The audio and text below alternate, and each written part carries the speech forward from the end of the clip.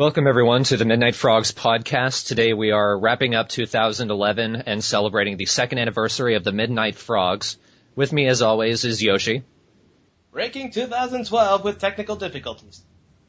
With Vorhias. Hooray, he's back, said nobody.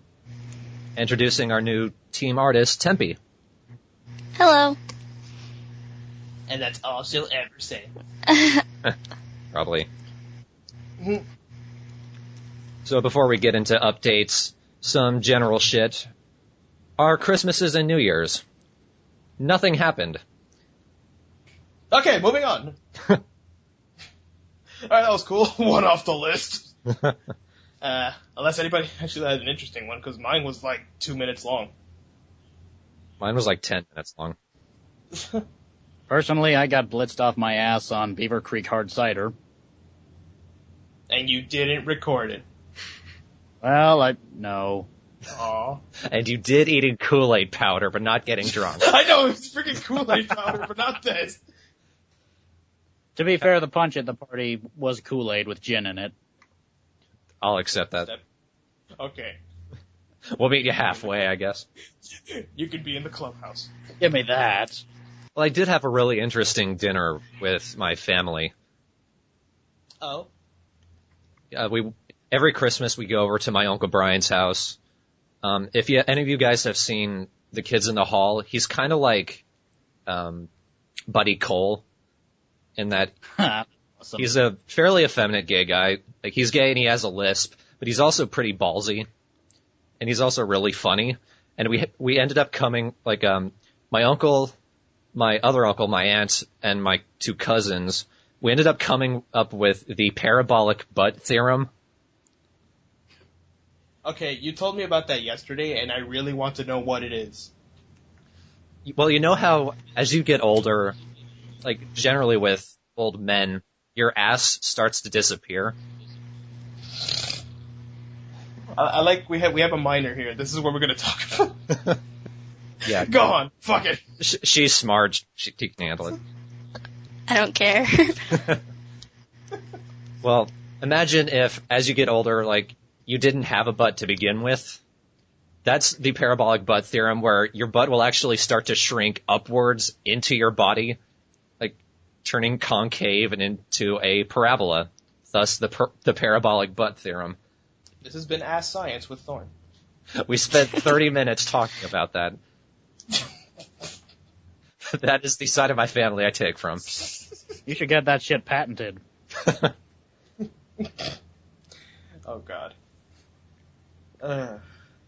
Start with no ass, you will have less ass. Sorry, women. But there are always exceptions. As for me, my Christmas lasted a whole 2 minutes, and I'm not making a joke. I seriously clocked it because none of my family came, thank God, and it was Home Alone, and I only got like one present. No, I got like two, but then again, I kind of bought it, so I went and got it. So I don't know. It was like some sort of Lego thing, and it wasn't even Lego. It was Crego. And I don't know if it was Japanese. I don't know if it was like some sort of Chinese knockoff or some shit. But like Craig as in Craigslist? No, with a K. It's like Crego. Oh, that'd be like Craigo. Creo, whatever the fuck. That thing, and it was like this Transformer thingamabob. Because apparently my parents didn't know what to get me, because, you know, I have my Wii hacked, so I can get any game I want. I just download it and put it on my hard drive. Same for DS, and at the time I didn't have a PlayStation 3, and now I do. Christmas, then again I went out and got it at Kmart. But anyway, so they didn't know what to get me, and I was like, oh, you know, I always wanted to play with Legos. Okay, so I'm expecting them to give me Legos, and then I opened the box, and I'm like, Creo. Fuck is Creo? It's the same thing, really. There's really not much of a difference from what I can tell. You should have put a G on it. Yeah, that would have cemented it for me. I wouldn't have even opened it like, Mom, would you go to Chinatown or some shit? Creo. That's not even Mega Blocks. That sounds like the knockoff of the knockoff. Logie. What's that?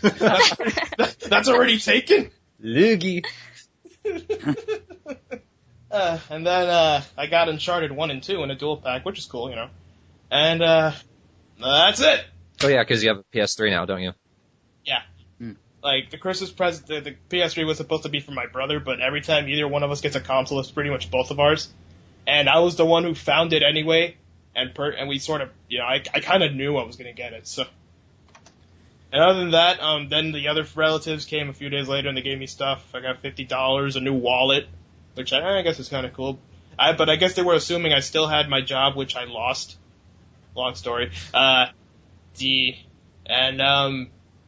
sure. Yay. Christmas! Festivities. Who's next? Did you have an interesting Christmas, Tempe? It was pretty normal. Just spent with family and stuff. Didn't you say you got a new laptop and then it broke the minute you used it? Yeah, my dad got me a laptop because our desktop, well, we call it my computer because I'm the only one that uses it, but our desktop crashed last summer, and so for Christmas he was going to get me a new desktop tower, but instead he got me a laptop so I could have my own computer now that I'm older, and I turned it on, and literally the first time I turned it on, it froze, and ever since then it would freeze like every 15 minutes I was on it, and so he's going to get it fixed, like he's sending it to get it fixed tomorrow, and then he's going to send it back to me. Aw.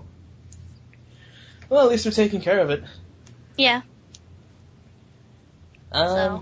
What else, Harris? That's all we got on Christmas. Since I'm a music buff, I want to talk a little bit about the music of 2011, just pretty briefly. I'm gonna pretend to know these bands. You probably wouldn't know them anyway. Yeah, knowing you, I wouldn't. It's hipster time.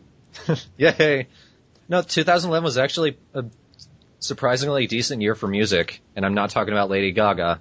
I'm talking about good bands. Gotcha. There is still good music out there. You just got to dig real fucking deep for it. I didn't have to. I was already following these bands. I'm just saying for anyone who's not, fucking hipsters like us.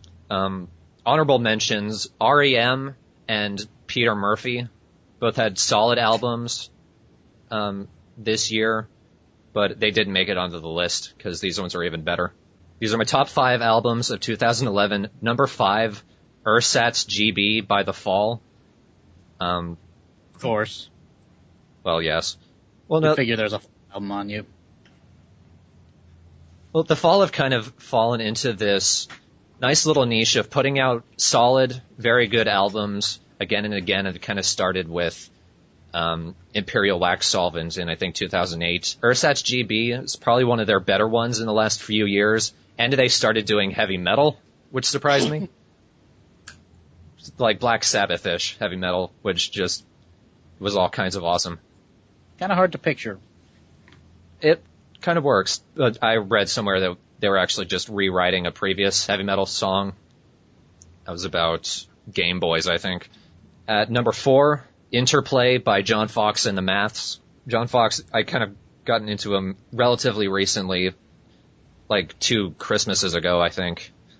He was very influential in early synth, like development of early synth pop, and his latest album is one of his best in decades. Very great sounding analog synthesizers. It's electropop, but if the first thought that comes to your head is like Lady Gaga for electropop, you're going to be vastly impressed with what can actually be done with the art form. It's not a perfect album. Like, I'd give it an 8 out of 10, but it's probably one of the best electronic albums to come out in a long time. Number 3, Skying by The Horrors. The Horrors have been really impressing me. I'm not going to say that they're original. They kind of do what I would do if I were in their position, which is mining the post-punk, experimental edge of 70s music. Take that and bring it to a modern age with very good production, performances. Skying might be their best album yet. It's more along the dream pop, Echo and the Bunnymen, I guess a little bit of Tears for Fears edge of 70s and 80s music, but still very good. It's probably their best singing thus far. And there isn't a bad song on the album. So it's definitely a great one. Number 2, Vorhias, you're probably going to agree with me on these next two. Bad As Me by Tom Waits. Fuck yeah. That would actually be my number 1 pick, but go on. It got dangerously close. Fucking love that album. It is really kick-ass. Tom Waits is pretty awesome on his own, like in general, from start to finish, but this one was really special. There isn't a bad song on the record. There's not even a weak song on the record. Everything's really good. It's he's playing all of his strengths, all the great ballads, all of these proto-industrial tracks on at least one or two kind of hyperactive. I don't know how to describe it. Feel like jazz age. I thought those, much more experimental industrial kind of tracks. They kind of reminded me of Bone Machine a little bit. Yeah. Which is good, because that's one of my favorite ones. Mine too. Well, my favorites for Tom Waits, Shuffle Like the Weather. Yeah. I don't know if you caught this a little bit, but personally, listening to it, I thought, even for Tom Waits, it's probably, his most approachable album yet. And yet it's still full of, those crazy experimental sort of stuff. I don't know if you get that same sort of vibe, though. I did get that vibe, and I can appreciate that. I don't mind music when it becomes accessible as long as the material is still there, and it's probably his best material in a long time. Yeah, I agree. That being said, Bad As Me can get pretty obnoxious, the song. All right, and number 1... I have a feeling I already know which one it is. Well, yeah, I revealed it, within weeks of listening to it, and it managed to maintain this position for a long time. Number 1, Join Us by They Might Be Giants. Yeah. I've revealed several times They Might Be Giants are my favorite band, but it's been a while since they put out a truly magnificent record. As much as I like their children's albums, which are good, their last real masterpiece to me was Mink Car back in 2001.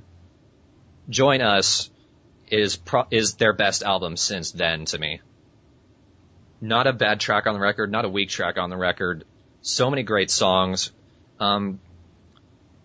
Everything about it seems really natural for They Might Be Giants. It doesn't, there are points where you can kind of see them looking back at their earlier records. Judy Is Your Vietnam, in fact, almost sounds exactly like John Henry, but it doesn't sound like they're trying for it. Everything sounds natural. John Flansburgh, I noticed, he hasn't been in his songwriting game for a long time, and he was actually outshining my personal hero, John Linnell, this time around. Almost all of Flansburgh's tracks are excellent, and almost better than Linnell's. And Can't Keep Johnny Down is my favorite song of this entire year. So They Might Be Giants, Join Us, best album of 2011. I love that album too, just not enough to make it number 1, I guess. No, when Bad As Me came out, I was like, fuck, you're really trying to challenge me, aren't you, Tom? Huh. But I had to give it to They Might Be Giants. Huh. That's it for hipster time. Oh, yay! Yay! We were having a staring contest. The computer lost. Fuck. I'm gonna type my personal favorites in the chat so you don't have to go through that whole spiel again. Okay, yeah, you go ahead. Now let's move on to my top 5. No, I don't. It's still not your time, technically. Oh no, I don't listen to much music. I only like smooth jazz. Yeah. Okay, I'll do mine. Every Dave Koz album ever. There. Is that the best of 2011? I don't know, I just really like them. Moving on. Alright, TheStrawhatNO. The Bomberman Jetters and Agent Under Fire Let's Plays have been completed and archived. They're done, and if you want to see them, lparchive.org has them. Agent Under Fire is actually the very first one on the entire list, which was pretty sweet. Mm-hmm. We've also been getting a boost in ratings and whatnot. Yeah, when they got archived, the views on Blip soared relatively. It was up into the thousands, but that's still pretty cool. And Jetters actually got featured on LP Archive for a day, which was pretty cool. Yay! Mm-hmm. Yoshi, this is yours now. Yes. Well, Now, as we all know, I had a really super cool computer back then. Like nobody has no idea. I couldn't upgrade it, and it would suck for everything. I mean, rock at everything and absolutely. Okay, it fucking sucked complete donkey dick. But with the money that I got from my job before I lost, and I won't get into that, I bought myself a new computer, and now everything is great. I can be on vocal. I won't drop. I'm actually hosting this call right now, and I'm able to do a lot more things, including the Let's Play. Yes. And with that said, Pikmin 2 is finally coming back. After a year. After a year. And no, I'm not going to restart from day 6. I don't know anybody who actually stayed and, was waiting for day 6. But I'm going to redo it. I'm going to restart. Of course, because you're Dwight. I'm going to restart it. Day 6, 7, whatever the fuck the next one. I'm going to restart it, and I'm going to record a day. So, yeah. That's going to be coming back. Same goes for Hidden in the Code 3, which I know has been in development forever. Development hell, if you will. But I actually still want to keep it going. I didn't like my first script, and then when my computer died, thank God. Well, when I say die, I kind of broke it with a hammer and stuff. Died as in murdered. Yeah, I'm gonna... Anyway, after I got that out of the way, I'm gonna start doing it more frequently, because that's something I've been wanting to do for a while now. And I still have I don't know, I guess I'm gonna have to remake my list or whatever, because some of my old files are still on my old computer, so it's on the hard drive, but I can't exactly move it. Whatever. The point is, Pikmin 2 is coming back, and Hidden in the Code is coming back. I said I was going to do Twilight Princess next. I'm probably not going to start that for a little bit. Like with Yoshi and Pikmin 2, I still need to practice it. I haven't even started the practice run. But hopefully that won't be a Let's Play that'll degenerate into me completely hating the game by the end of it. I don't think it'll be any of the Bomberman games again. No, I'm too much of a massive whore for Zelda. Also on Steam, I set up a group. It's the MidnightFrogs / TheStrawhatNO fan group. Just look it up on YouTube or search up ThornBrain SA or Mugiwara Yoshi, and you'll find the Steam group there through our Steam accounts. Anyone can join up. If we happen to be in-game, like Yoshi has Team Fortress 2, I also have it, but I don't play it. And he and I both have Borderlands. Yeah. I'm open for anybody who wants to play me, by the way. Yeah. If you get us in a good mood, we might be open to having people join us. For Borderlands, we could only have 2 other people joining us if we did, though. But Team Fortress 2 could have several. Vorhias is TF2 as well. Yeah, now I see why you would like it so much. Yeah, it's real. Because I can play it. And Borderlands, we had a blast with that last night. More than literally. Yeah, we stayed up and I didn't crash until 8 a.m. Yeah, when the sunlight finally came out. Yeah, I was like, oh, hey, Thorn, I see the sun. You want to keep shooting shit? Because I want to, but I'm tired. I was getting tired, too. We had a lot of fun. We could, we got right up to the 3rd round in, this arena battle against a bunch of alpha skags.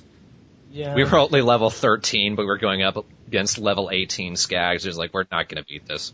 We almost had it the first time. It's just that I couldn't heal you because I got tackled.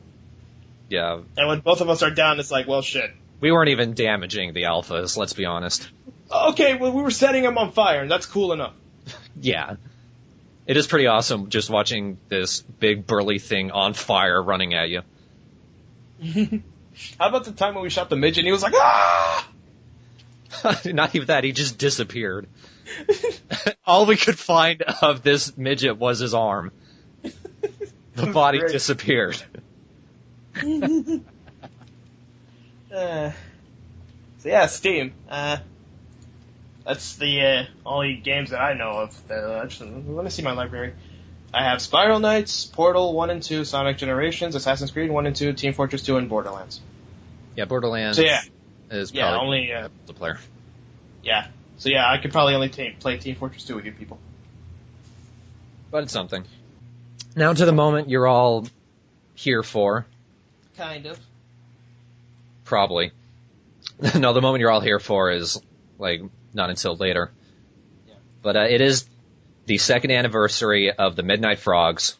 I'm kind of surprised this year. We had a relatively stable team lineup. The only additions to the team were Travis in February, I think. And then we dropped a guy who we weren't even using in May.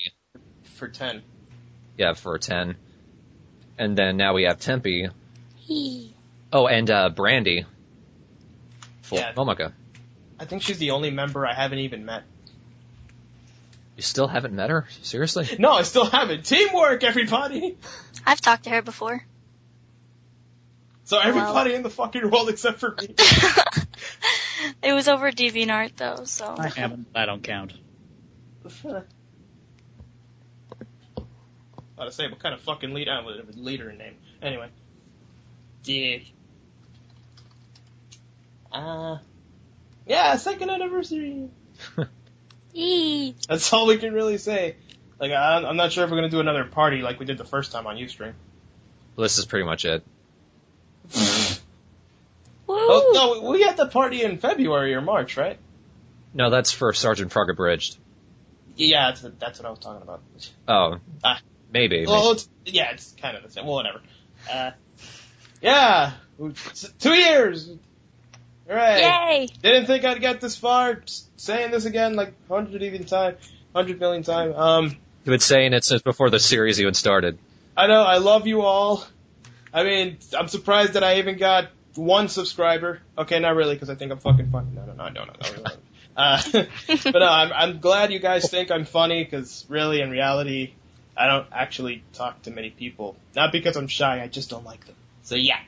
Thank you! Thanks. I'm surprised the dream is alive. I'm glad to see my ideas come to life. And let's get drunk and fuck. No thanks. Yes, not pretending. You go in the corner with the blocks. Oh. You get to play with my Kregos. Yes, sweet. Or Creos, whatever the fuck it is. We're calling him Kregos. Fuck it. Yeah, I'm calling it Krego. Craigo. Craig. I'm thinking it's an SFA somehow. Hey, what'd you get for Christmas, Kirona? Bonk. Happy birthday.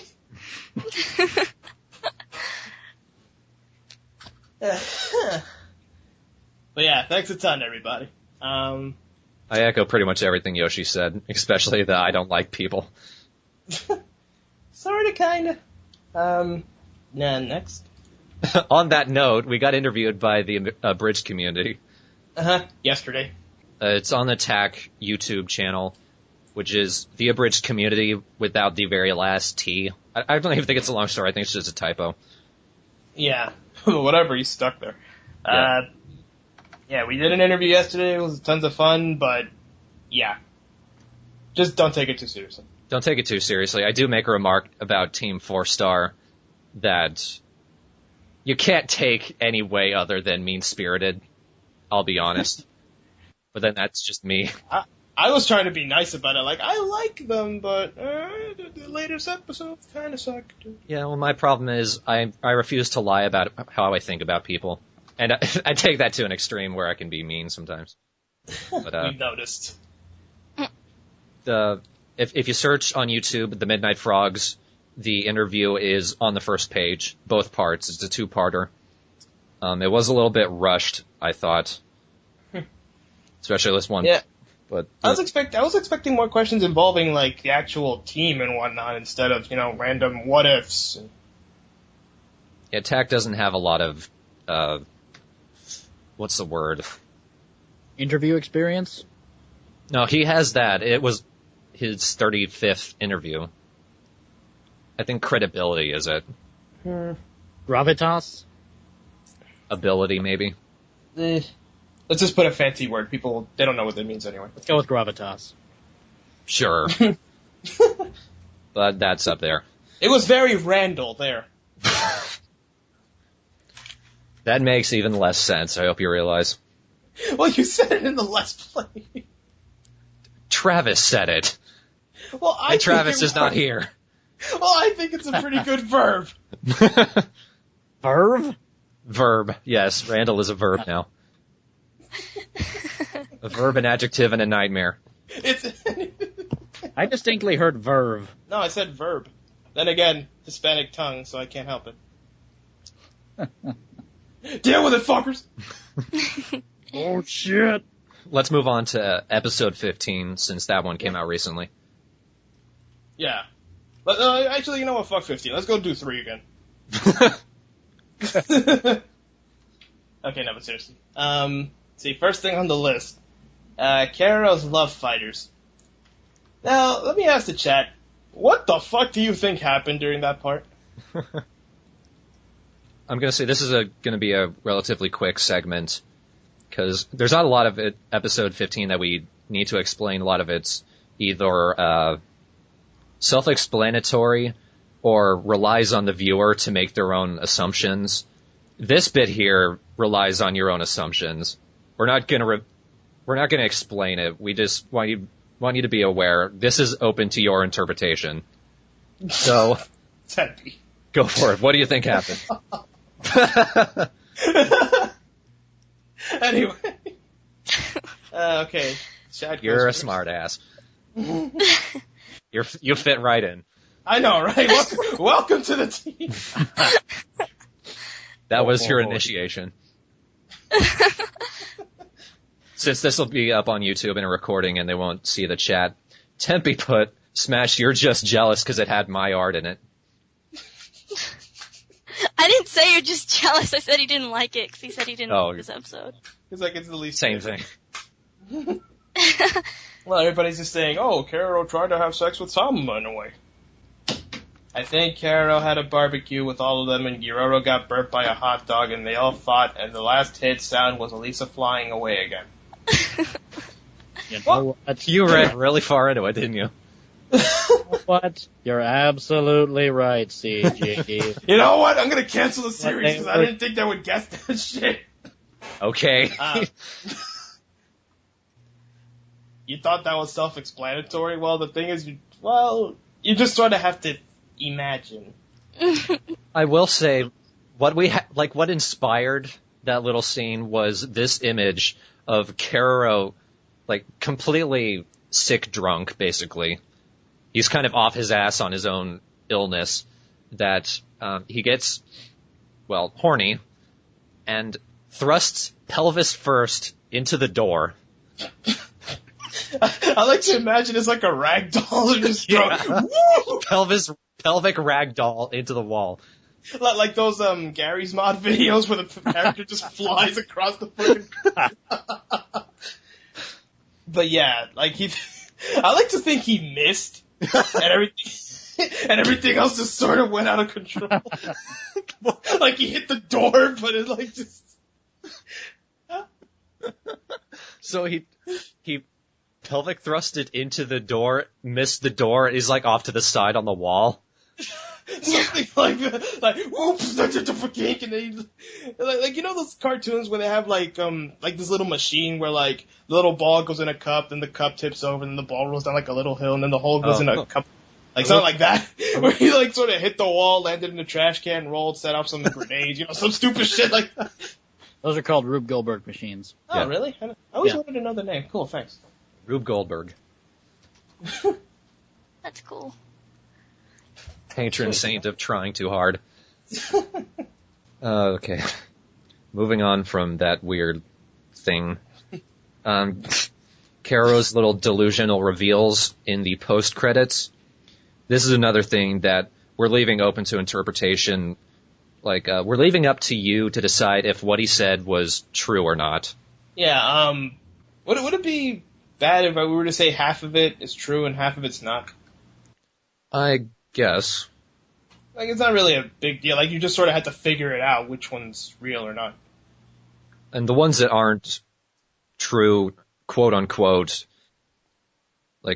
You can still leave it up to interpretation whether they Yeah. are or not. That's just the kind of series we are. Yeah.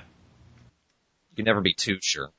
It's all up to you. Like, we personally have definite answers, but no. Well, I do. They're never clear-cut answers anyway. Yeah. That's just that. The wedding. Yeah. Let's start with why we did that. Why not? Why the fuck not? Moving on. Okay. Because there's nothing really triggered it. I wasn't at a wedding or anything, or I wasn't watching Food Network, and then like, Thorn, let's do this. No, it just sort of happened. I think it just stems from what happened in the post-credits of 14. Yeah, that alone was a joke, though. Yeah, that was a joke. But when I passed the idea to Yoshi that Doro asked Giro to marry him, Yoshi's like, put it in, do it. Yeah, because like when we were originally writing the episode, when we were writing it, I was thinking like, okay, what can we do with the paper? Like, okay, originally it's supposed to be like the best invasion plan ever, but they can't do it because Karo's sick and they need a leader to do whatever. And so I was thinking, what can we do to just change it? And then Thorn saw the part where like Doro's holding the paper excitedly, and he just said, "Hey, what if they're getting married? Copy, print, save." Fund it. Part of it was we wanted to end 2001 on a high note, and this seemed like the episode to do it, with Karo getting sick and ruining everything. And then 2001? 2000. Let's go back 1994 was a great year. Right before mine Yoshizaki decided to make Sgt. Frog, I told him, "Hey, you should get those two married." Okay, right. Since it was going to be the end of 2011, we wanted to end it on a high note. But since we already revealed Doro asked Giro to marry him in the last episode, the idea of Karo getting sick and ruining their wedding seemed too good to pass up. Because originally I wanted to like have Giro and Doro think it over a little bit for the next few episodes. But when we went with this episode, it was like, fuck it, let's just let them get married now. It's not gonna kill you guys. I'm pretty sure some of you even approve of it. A few of them did. Several people. They were just confused. Exploded. Like, what happened? Every time I watch this show, I get stupid. That's but not you like true. it though. Okay, they don't say that, but they're like, "Oh my god, next episode." No, they were probably already stupid. That's what I mean. Okay, that too, but oh yeah, people are like, "Giro, Natsumi, why?" Well, When was the last time you saw that? I know they barely connected. Like maybe 3, 4, and I think 5. But after that, it was like whatever. Like in 6, remember 6 I think that cemented it where it was over. I think it cemented it at the start of episode 7. I told you I don't like you. I told you I don't like you. Yeah, that. Sad face. Around the. Yeah, that's where it sort of ended, and yeah. And then Giro and Doro became friends. Mm-hmm. Basically, Doro was Giroro's rebound. His rebound that he's known forever. I think they have an actual meaningful relationship. That's just how it happened. Yeah. Like I said, they've been screwing behind their backs for months. It's been going on. Moving on. Why both of them are in dresses? This is an actual joke. Yeah. For Giroro, it's because he's a transvestite. It makes sense. But putting that into context, he's a tranny and Doro is a wimp. Would either of them really be the man in their relationship? Let's be honest here. They'd both probably be in the dresses.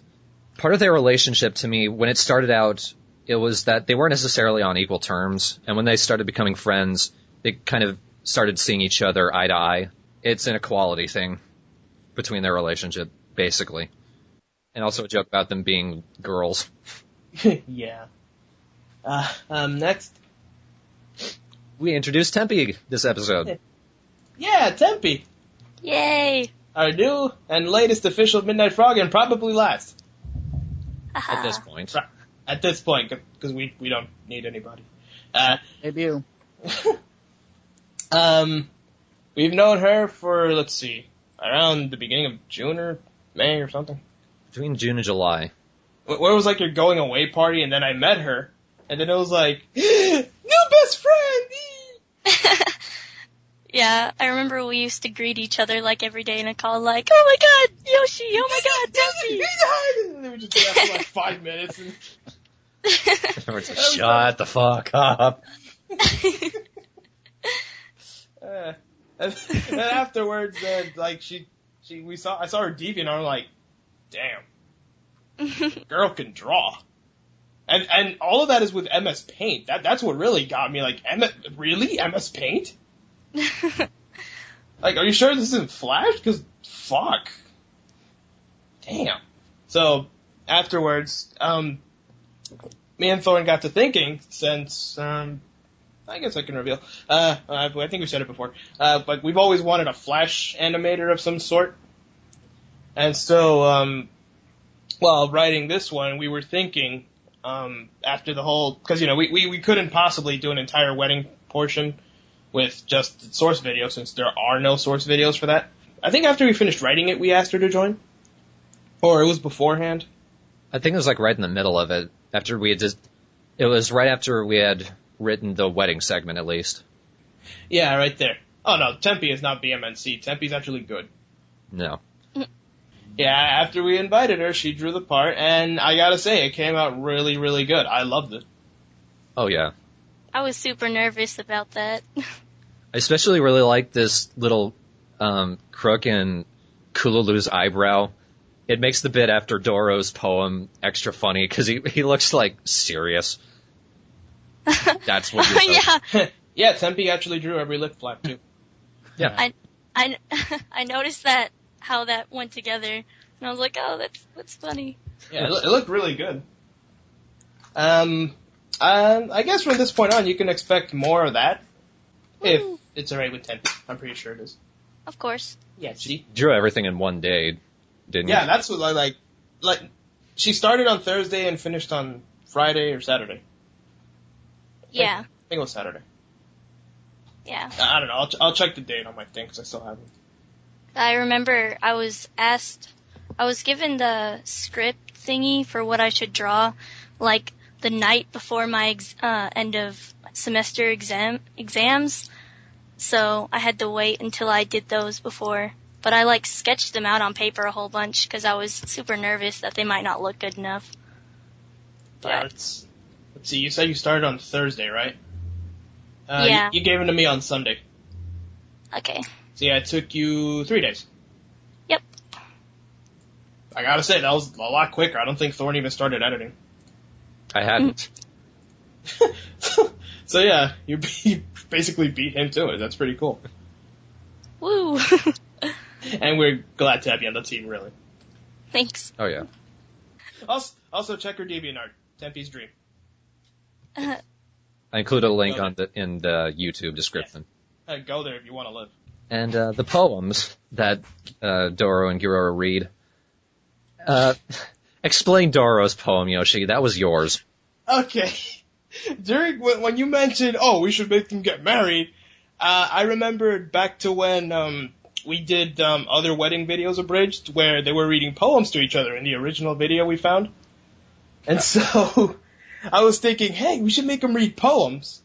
And so I said to Thorn, I was giggling about something, and he was like, what do you have? I was like, okay, what if Doro had a poem, and his entire poem was, touch my toes, then I cry at night. And we laughed for about 10 minutes straight. I remember, we were dying. It just sounds so lame. No, maybe it's just because that's an entire thought, basically. It's like, no, it was a weird, excuse me, it's a weird progression. Touch my toes, then I cry.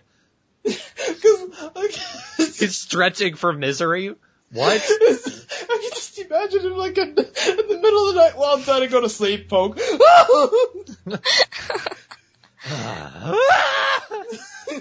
He just, that's how he sleeps. Well, he wets the bed with his face. That's just how he starts. Yeah, that's another thing. No, I wasn't on drugs when I came. I'm never on any drugs or anything. The only thing I'll get high on is coffee. I was about to say, did you think of it on your way to make coffee? No, the coffee maker hasn't been giving me any ideas since 5. Oh. That's the sad thing. I kind of wish it would work again. Now when I go there, it's like, pour. Maybe you need to get a K-cup machine. Well, we'll see. Oh my god. And, I really don't know where I came up with that. I just thought like, okay, he has a poem, and all he has is that. That was the hardest I've laughed in several episodes. I remember you said that was like a Travis joke. No, it was like, this joke Travis said that we ended up including in Jetter's Abridged 3. I think I mentioned this in the last podcast. Travis made me laugh harder than I've laughed in months with... Have you seen Jetter's Abridged 3? It's Birdie singing his own lyrics for Talking Heads Burning Down the House. Travis came up with those instantly out of nowhere, and I could not stop laughing. I could barely breathe. Yoshi made me laugh even harder than that. Touch my toes, and I cry at night. Made me laugh harder than that. Yeah, when you were recording, you were still giggling. How many takes did it take you? I don't know. Like 3. No, I cut out the ones where I wasn't laughing. It took me like 5 or 6, maybe even 7 or 8. Like, this is kind of another thing in abridging. Like, the best things just come out of nowhere. Spontaneity is often key. Yeah, or like, you'll look at something in, like, I'll look at my remote control, and I got a joke right there. That's, right, Giroro, his poem. Oh, yes. That one was yours. Kind of. The first part of it is a quote from Other People's Wedding Videos Abridged. Hopefully some of you guys remember that.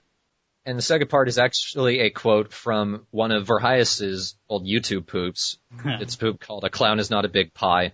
You should all watch that. I favorited it on the Midnight Frogs. So just search through the favorites. It still holds up. It's a really good poop. And John McCain is in it. Yeah. Ooh. Therefore, it's great. Alright, that's almost everything. And at the moment, I'm assuming a good, 2 of you are excited for? The reason you're actually here. Yeah. We have a winner for the Sgt Frog Abridging Contest! Yay! Okay, before we say anything, I just want to honorable mention to one person who sent us an abridged that wasn't even Sgt. Frog. I don't know what the fuck. We said Sgt. Frog, and they gave us School for Vampires Abridged, which is some American cartoon. I don't fucking know. I guess that the person thought we were doing any sort of abridged contest, but we put the word Sgt. Frog in the title.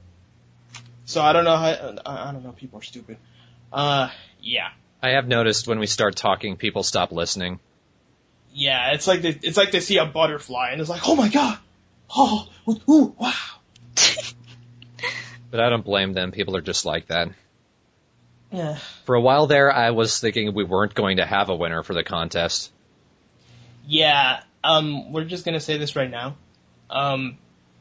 We only liked one of our entries. That means there was no runner-up. There is no runner-up. All of the entries sucked. Okay? Oh. And I'm not trying to be mean. I just did not laugh. And they were terrible. And we're going to try to leave it at that. But there was one that was actually funny, actually well put together, decently voiced. It wasn't great, but it did qualify as good, which the others did not. Therefore, it deserved to be the winner. Mm-hmm. And I gotta say, I actually laughed at this one, and I thought it was very well done. I laughed too. The winner is the Sgt. Frog Christmas Special One-Shot Extravaganza Party by Deathly Muffins. Yay!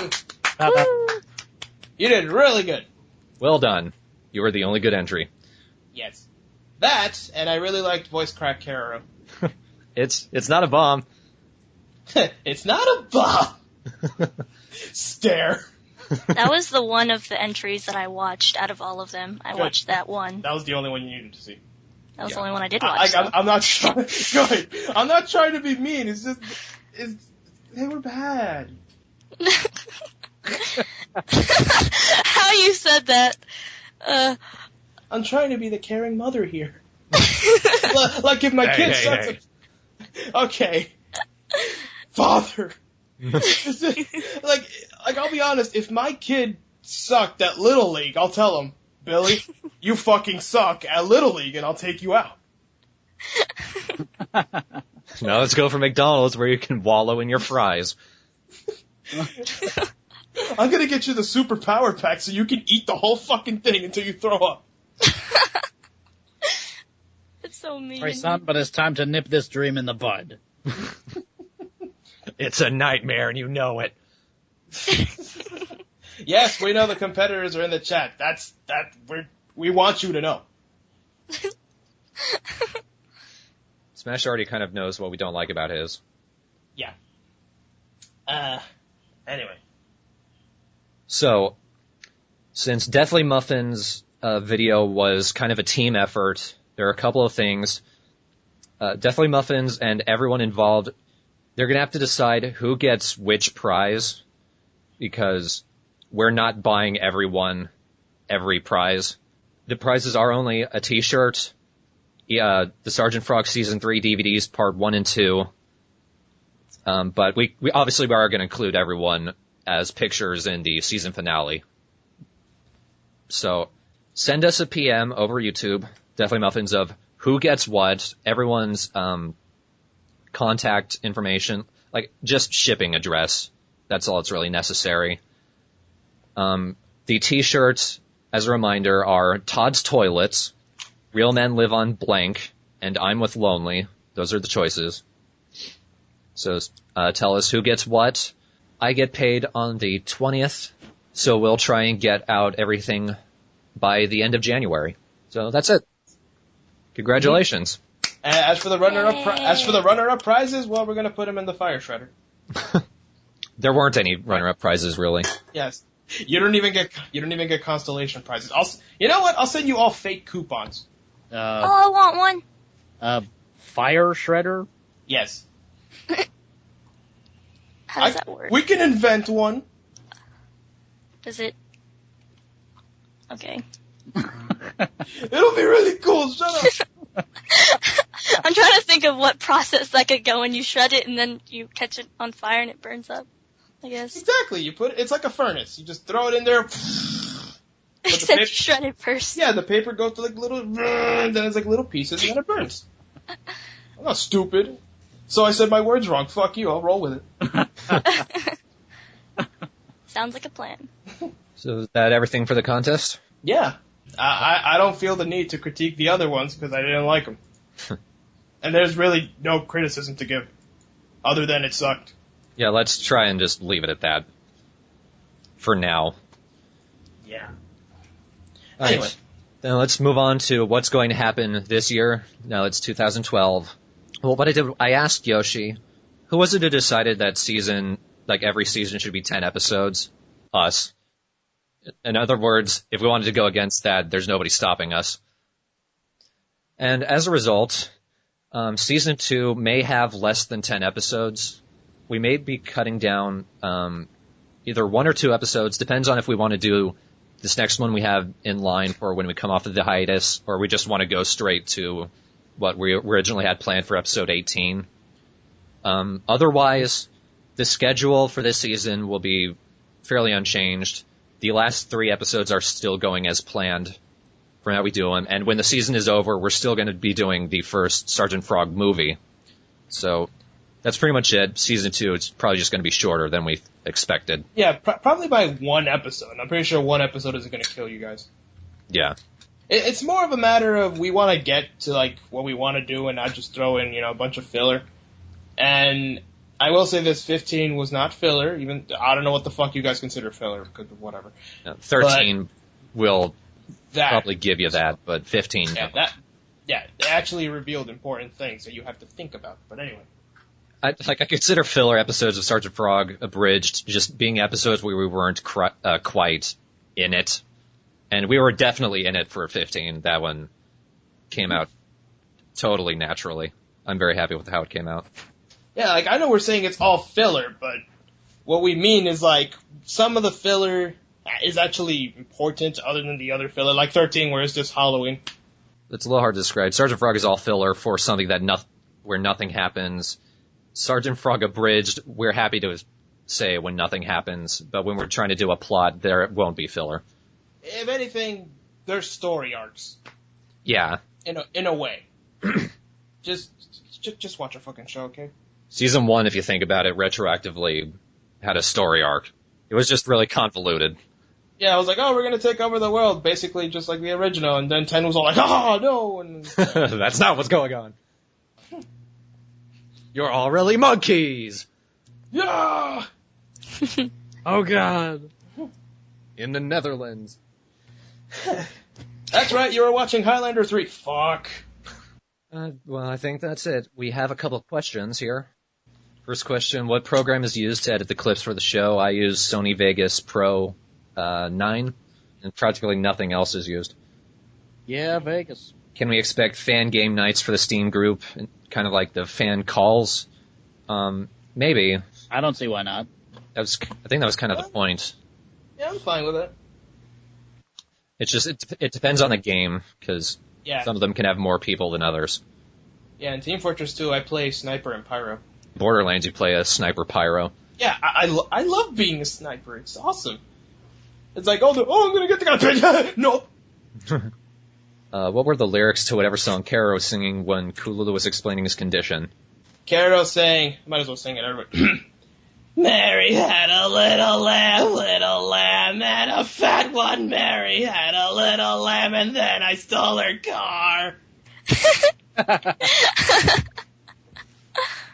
Yoshi was just doing that during the script writing. I think he said, and then I stole her car, and I was like, we're putting that in. Like, I have a tendency to do that, just sing a little song, like, dee, dee, dee, dee, like waiting for somebody or something. It was Mary had a depressed lamb. Yeah, the whole thing, I was just pretending to be drunk, like, sort of out there. Kiss me till I'm drunk. That was one of my favorite lines. Yeah. This episode had a lot of great lines. I like the meet me at makeout point one. Next, how much does SFA cost you? As of right now, $0. Well, I already had the mic, and I already had the editing software, so nothing. So far, the most it's going to cost us is like $20, $30 to buy the contest prizes and send them out. Mm-hmm. Like, the only thing I ever spent on was to get a better mic, and that ended up costing $60, $70, I think. It was like a special pack that came with these headphones that I gave to my dad. For Jetters, how many more episodes will come out? I think there are 52 episodes. We're probably going to shorten a couple of those, probably merge a few, so at this moment it's looking like a 50-episode series at this point. Next question, any one-shots in mind? Not at the moment. At the present moment, no. Although I as much as I want to, I do nothing. And don't send ideas, we're not going to do them. No. We're really waiting for another Mystery Dungeon to come out, just to see what the lineup looks like. Yeah, well, we'll say this right now. If there is a third Mystery Dungeon game, but seeing as how there probably is, seeing, Black and White just came out. If there's an anime special, and if we like the team, we'll Meaning, if it has Mijumaru. If it has Mijumaru and Tsutaja, then we'll do it. The reason Mijumaru needs to be in it is for a reason that we'll explain when it comes out. That's all I can say right now. You'll see. But if those two, at least one of them, no, Mijumaru specifically, if Tsutaja's not in there, boo-hoo, but Mijumaru really has to be there. Yeah. Tempe, what programs do you use other than Paint? On this laptop that I'm currently been using for like 6 months or so, I don't have any other programs other than Paint. And But I just, like I said, I got a new laptop, and I'm going to start using Paint Tool Sci instead of Paint, or more often than I use Paint, anyway. What's your favorite character to voice act? Me. I don't remember. They all meld into each other. I think it really just depends on the lines we have for each one. It's probably for this one, Dororo. Probably Dororo overall, because it's pretty easy to just jump into his voice. It's not a lot of differentiation. Although Tom is pretty fun, but I tend to lose a voice sometimes. Thorn, you have media classes in college. Do you know how much it costs to soundproof a room? No, I don't, and I really want to know, for reasons you guys probably know already. The dogs. Yeah. I would like a soundproof room just so I can let my parents have fun in the living room, because when I have to record, it's like, Dad, shut off the music. Yeah, you. And then the other times I'll say, like, hey, guys, I got to do a podcast. And my dad's be like, oh, this time should I bring the trumpet? No, Dad, don't. He's always doing that. Like, oh, I'll bring the saxophone and annoy you. Thanks. My dad is awesome, by the way. How much strain do these voices put on your voice and such, mostly screaming or yelling lines? Yoshi, they don't usually affect you because you do like one each episode. Yeah, like the voice you've been hearing the whole time is basically what I use for Kara, but I just make it a little bit higher in voice acting, so. And voice scream! And voice scream, ah! You know, when I do stuff like that, which I personally love. I love doing the screaming lines. They don't really put much of a strain unless if it's, like, it's a certain scream. And, like, I need to do it over and over again and I can't fucking do it right. The only voice that really fucks me up is Skarmory. Yeah. Like, if I do that for a few minutes, it's gone. I'm just shot. No, I will not do the Skarmory voice. I don't want to die. I remember once the Kirby song got stuck in my head, like, during, like, all day of school, and oh, it was horrible. It wasn't even just the Kirby song. It was like Kirby song in your Skarmory voice, and it was stuck in my head. And I kept singing it, and everybody hated me by the end of the day. I actually did lose my voice this episode because I forgot to do Fuyuki, like after Tamama, but I did it after Giroro, which I always seem to lose my voice since I have to go really low, and if he's yelling, that takes everything out of me.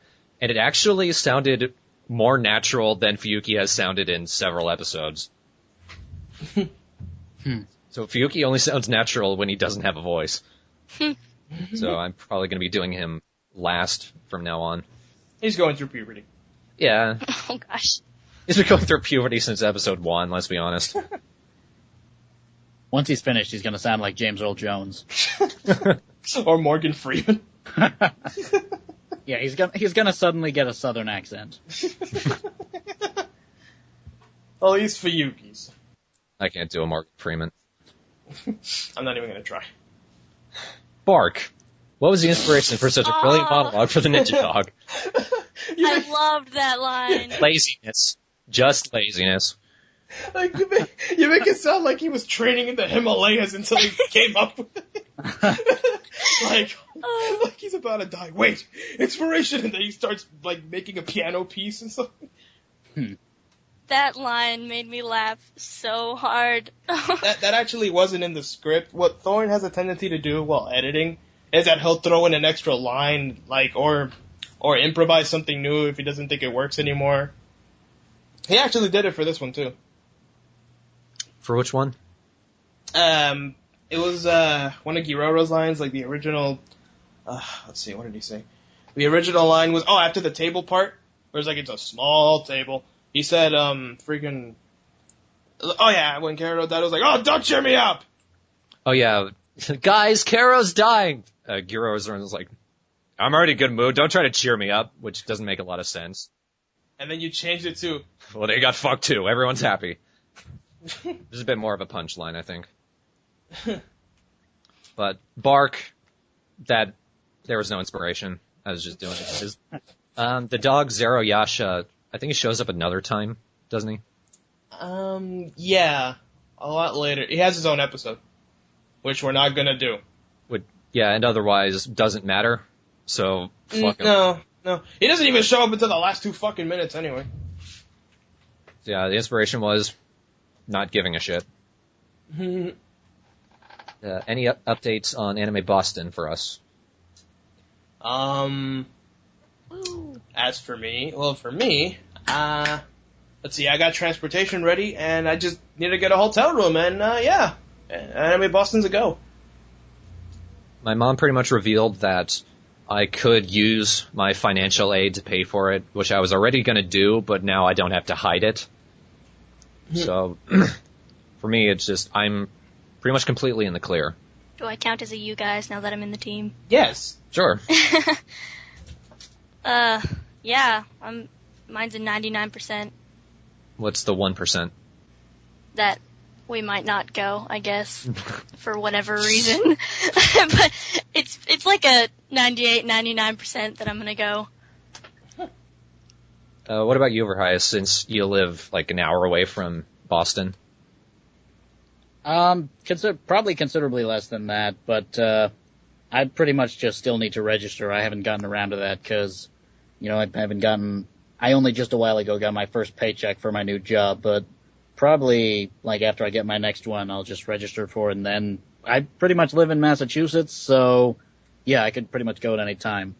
Though I am sort of mulling over just, how I'm gonna get there, whether I'm taking the train or driving up there, because parking in Boston is kind of a bitch.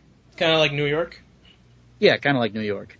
I had, my band actually had a gig in there a while ago, and I had to drive for fucking hours not for hours, that'd be a real over-exaggeration, but I had to drive around a lot in order to find a parking space.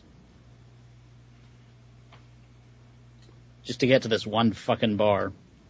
And you only played like one song? Yeah, and the gig was in San Diego too. Anyway. That's pretty cool. No. Jeez. No, we played more than. I was gonna say shit. Damn. Going places. Anyway, next. Alright. A couple of people have had this question. Can't remember last time you guys did scenarios. Can we do some tonight? I'm not feeling up to it right now.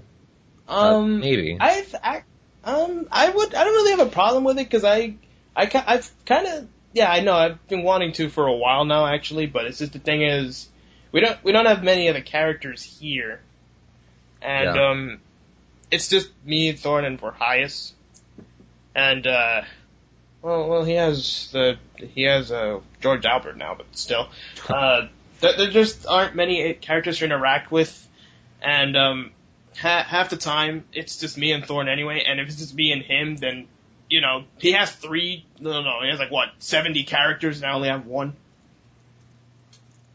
So and the lesbian, but but still. Yeah. Then what I like to do though is I like mixing it, like just every project I've been with, like Skarmory, this, that sort of thing. But I wouldn't mind really. It'll be cool, but just you need the cast for this sort of thing. And Tempe doesn't voice, therefore she can't. Yeah. What kind of hide-and-seek game was Doro playing that got half of a clan killed? That's another thing that we're leaving open to interpretation. Yeah, you just have to think. It's not called being lazy. It's called, oh my fucking god, the possibilities are endless. You've never played a rousing game of Let's Find the Landmine? I play that all the time in Fallout. What's this? Followed by a game of Promptly Run Away. I tend to forget to do that one. Then let's play Hide the Corpse. Not even. Nobody notices the corpse. Okay, hide the hand that the corpse came from. Followed by Find Where My Foot Landed. Well, we found the arm, just nothing else. You got any glue? This'll have to do. It's my foot now. He was playing the Hocus Pocus game? Yeah, that thing where you, sing that song, you all stand in a circle. You know what I'm talking about? I don't have much of a childhood, Tempe. Well, I mean, I never really played it, but where it's like you put your left foot in, you put your left A foot hokey out. pokey. The hokey Hokey pokey. pokey. That's what it's You called. said the hocus pokey. I was close, okay? I was close. I was only like 2 letters off. Technically 4, but Those letters kind of made a big difference. I was thinking of the movie Hocus Pocus, but You're a silly girl. Oh, Tempe. Really, we love you. Anyway, next question. Those of you who are wondering, this is why we're friends with her. Yeah. That's the Latin version of hokey pokey. We don't fucking have. Alright. How much of the lines are planned and how much are brilliant ramblings? There, like, do you mean, like, stuff that just comes out of nowhere? 'Cause that's all of it. Yeah, like, if you mean, like, how many lines per scene, there's no specific number. It basically, we just sort of, you know, throw ideas, we throw jokes around, and then whatever connects, and we just put it in.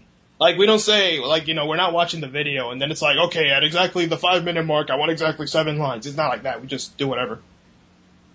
Yeah, I'd say, like, episodes boil down to maybe 15% callbacks or running gags, 5% obscure reference to something, and 80% shit that just comes out of nowhere. Mm-hmm. That's SFA in a nutshell. Nowadays, earlier, it was a lot less pleasant looking. It's a pretty straightforward question. When you write the scripts, do you watch the original episode as you go? Yes. Yeah. We don't script while we're watching it. We watch it first, then we throw ideas around, and if we're still feeling up for it, we start writing that day, or we go the next day and we just start writing. And from then on, we do it by memory, and then we go back to the video if there's a scene that we need, or, you know, something like that. And while we're watching the episode, we sort of have a general idea as we watch. And so, like, sometimes we'll be like, okay, cut that scene out, we don't need it. Or, you know, like, oh, this is all pointless, you know, just 3 minutes of, you know, Carol running around like an idiot or something. And then we just sort of say, okay, screw that, okay, new scene. And then we sort of, you know, like that. Yeah, I always have the video open. I'm always watching the source video to make sure that it works with the script that we have. Because after the very first episode 1 that we did and episode 2, we were never doing it any other way. Oh my god, 2 was just a mess. Yeah. What type of mics do you use? I'm planning on looking for a good one, less than $50. Let me get my box, hang on. Yeah, I wouldn't go less than $40 on a mic. My microphone is the Samsung Q2U. I got mine as a recording pack. It came with microphone doy, headphones used for recording, which I don't even use. It's a USB mic, and it comes with an XLR cable. You know, if you want to do karaoke or, you know, you're singing live. So it's not just for computer. It also works for stage performances too, which is pretty cool. And it only cost me like $60, $70. I highly recommend it. It's great. Yeah, it seems to be a good price range for mics. I pretty much stole mine from my dad, but it's a Audio-Technica unidirectional dynamic. It's probably up in the hundreds, but it's still pretty good. I also have another one. This one's also very good. I used this one here for broadcasting on Ustream before my speaker died. It's a Shure SM58, and everyone said it didn't even sound like it was coming through a speaker. So that's pretty good too. Vorhias, what mic do you use? My microphone, it's actually proven to be a really good one, but I wouldn't recommend it if you're trying to get a microphone on a budget. Mine is a Zoom Handy Recorder H2, which is really high quality microphone, really fancy, good for recording, you know, podcasts, live jam sessions, live music, that sort of thing. But because it's so good and all that sort of stuff, it has a really high price. It has a really high price point. I actually don't have any idea what the price was because I got this as a gift, but I would imagine definitely more than $100. Ches asks, how often should we expect to see Tempe's artwork? Not too often. We don't want to overwork her. Yeah, cause the girl's 13. I don't want to, you know, she's not a slave. No. But, Almost 14. she's almost 14.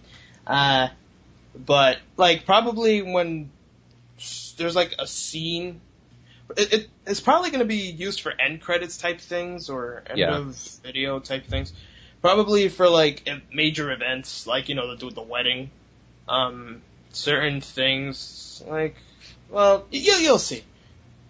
When the time comes right, we'll just go like, "Hey, Tempe!" Yeah. So it's not going to be every episode from now on. No.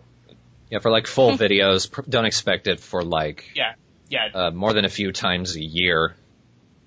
Yeah. But pictures themselves might pop up here and there. We did ask her to do the art for the T-shirts too, so we are putting her to work. We do also want her to draw a new Midnight Frogs logo. Just don't know when we're going to decide on what one should look like. How long will Sgt Frog Abridged last? P.S. The School for Vampires video was a joke.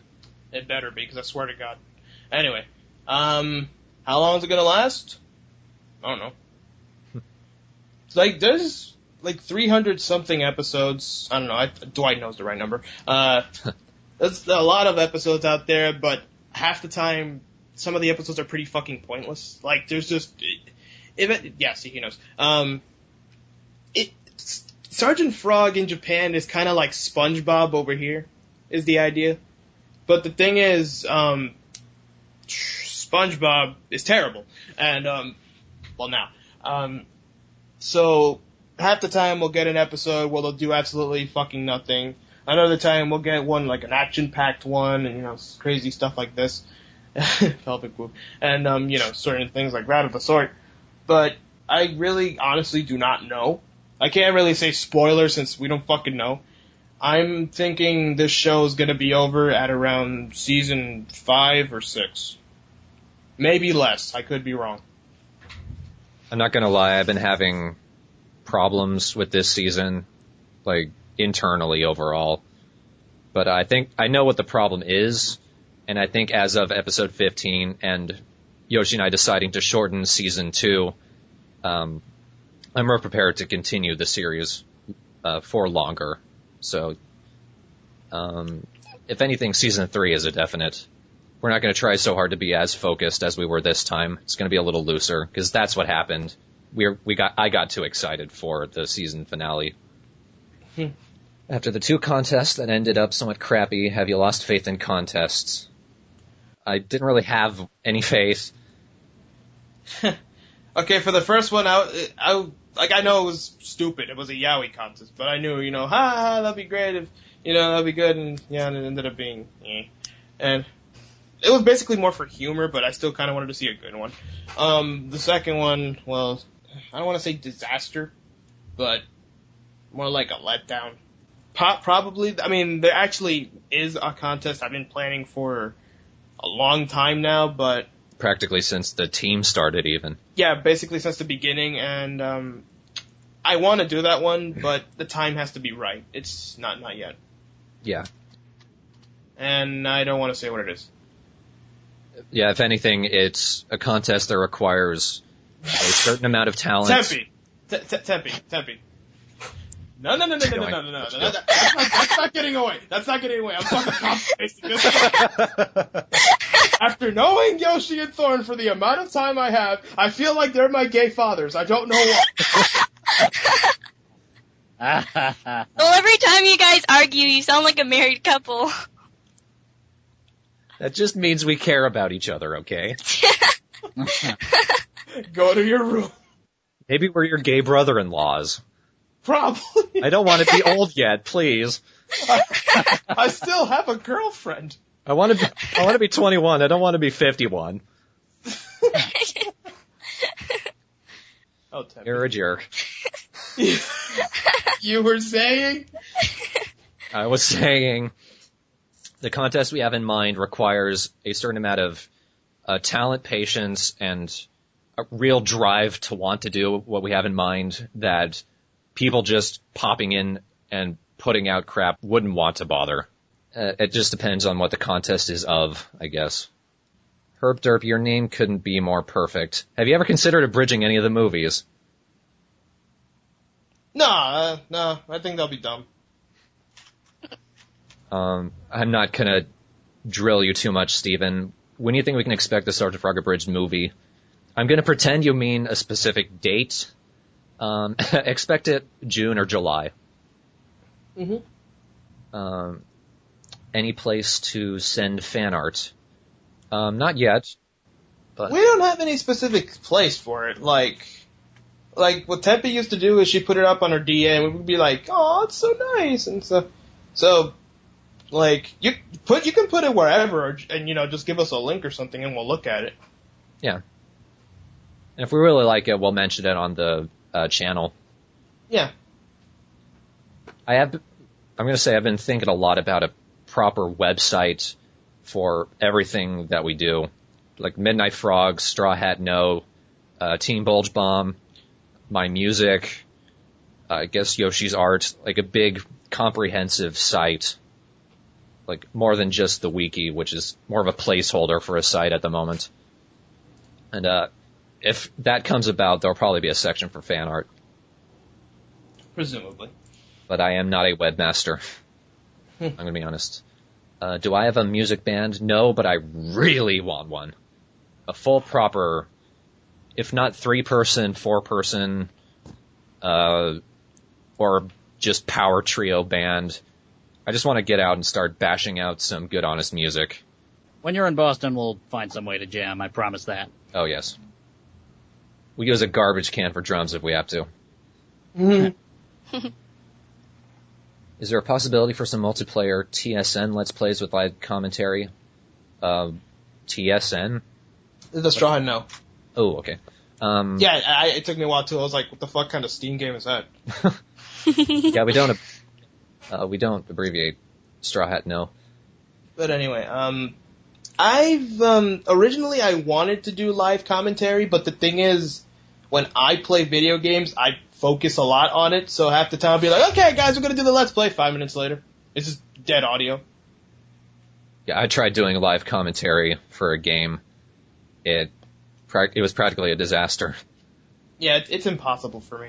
Like, I like doing post commentary because, you can point out shit and, you have a co-host and, you could just go, throw back and forth until the good parts come. That's, yeah. Kind of like, Slow Beef and Diabetes, Chip and Ironicus. They have some good Let's Plays in Retropress, so yeah. Yeah, it really helps to actually know what's gonna happen. Yeah, like, I know people like the live commentary because, they're playing it at the same time, they want to hear the reactions and, stupid stuff, stuff like that. But still, I prefer post commentary. It kind of looks a little bit more professional to me, personally. Yeah, it definitely feels more professional, at least. If I could get Fraps to work properly, as in record game audio and not my mic, I would like to record more online games, or online computer games. And if that included a multiplayer game, we could do that as well. But at the moment, no. Do Thorn have 12-string guitar? Yes, I do. Or yes, Thorn do. Only got 3 seconds off! No, sorry, buddy. Yeah, he does. He did a video of mine I am so this off. Thorn 12-string guitar. It Dean a semi-hollow body electric 12-string. Fancy. That what guitars sound like. Great, we're gonna be cavemen. It make nice pretty sound. For good happy time, yes. Well, yeah, I just remembered that I made a comic about me and Thorn when I was all out of it on the plane. Good times. Would an abridged involving the characters entering the abridged contest have worked? It would have relied on the thing being good. That's really it. Yeah, like, if you know how to use Photoshop and shit, and you're, like, really goddamn great at it, then, yeah, go ahead. Of course, it's too late now. Smashes also kind of answers Nick's question, so I'll take it. Do you think for a special season finale podcast pre-show, Thorn can play guitar live?